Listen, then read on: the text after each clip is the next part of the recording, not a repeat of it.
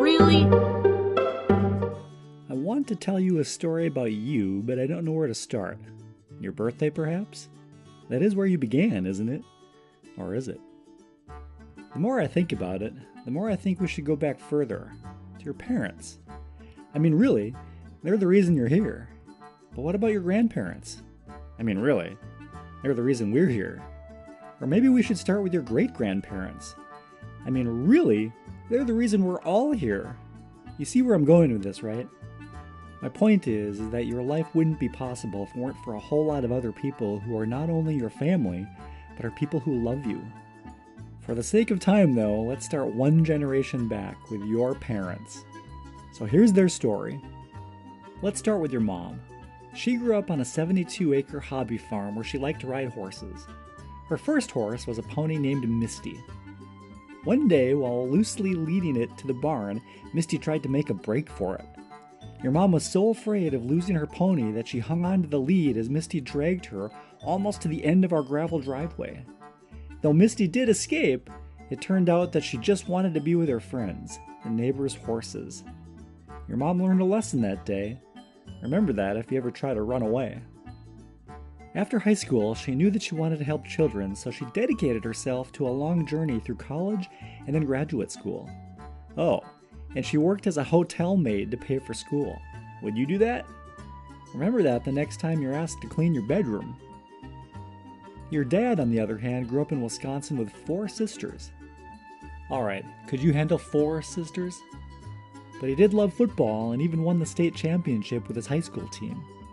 He also developed a love of flying and started the long and expensive hours of training to become a pilot.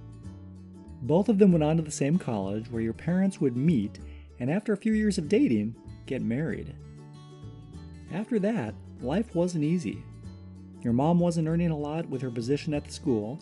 Your dad wasn't earning much either as a junior pilot with the airlines. Student loans were also now due. But together, they both dreamed that someday they would welcome you and your sister into the world to start a family. To build that foundation, they got by with less so that you would have a home someday. They drove old, shabby cars. They rarely went out to eat. Oh, and by the way, they lived in a tiny apartment with sketchy neighbors who liked to smoke on their patios. Eventually, your parents saved enough money to build a modest home in your town.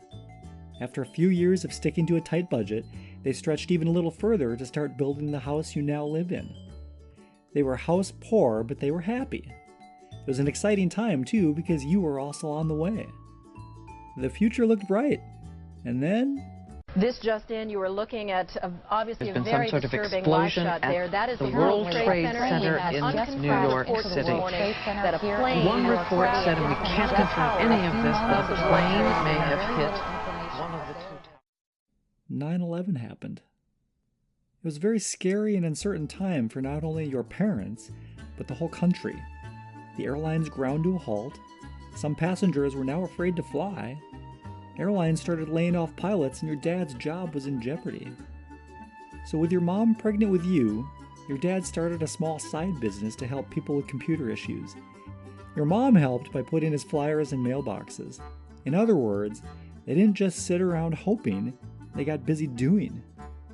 But things worked out. The next spring you would be born, your house would be finished, your dad would keep his job, and a couple of years later, your sister would be born. I tell you these things not to lecture, but to remind. After all, you knew a lot of this anyway. My point is that if they could accomplish so much with so little in this crazy world, you too can overcome any challenges you face. That also goes for anyone else watching. Never complain about what your parents couldn't give you, it was probably all they had. So consider this the next time you want to yell, "It's not fair," or "You're so mean," or "You don't even understand," before storming off.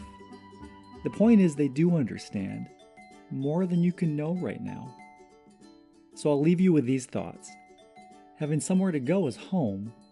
Having someone to love is family. Having both is a blessing. Okay, that did sound a bit lectury, but I stand by it.